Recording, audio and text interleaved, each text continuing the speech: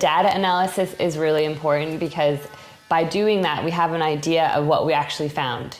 Kind of, in a way, gives us our answer.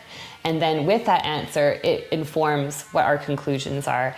And that basically means what can we actually do with this new knowledge that we've learned? How can we apply it?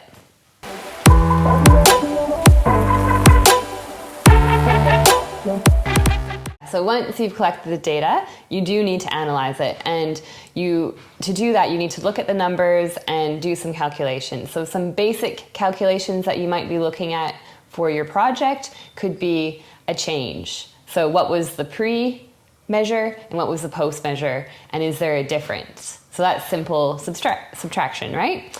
Another thing that you might do is you might look at a group of people and see what is their response. A lot of research looks at a group and looks at the group response, and that's called an average. So what was the average response to something?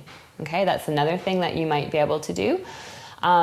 Additionally, especially in sports science, we will look at the group average, but we will also like to look at the individual response, because in elite sport, you might have a group that has the same response, but one athlete has a different response, even though they're part of that group. And that is really interesting to us because maybe they respond differently and we can use that to their advantage.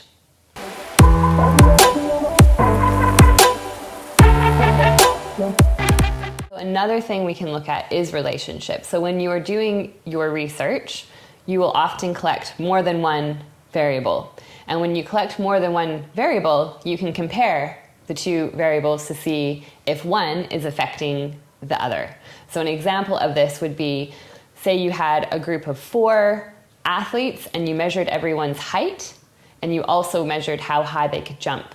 And you could look at the relationship. Is there a relationship between how tall someone is and how high they can jump? And that is relationship.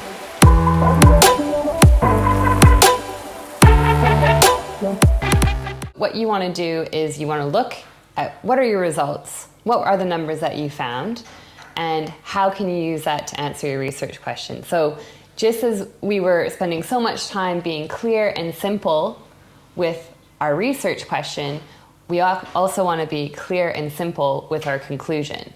So if you wanted to know, does running over 5 weeks improve your running speed, and you found that it did, then that is your conclusion. Really simple, it doesn't need to be complicated, and you want to make sure that it's answering your question.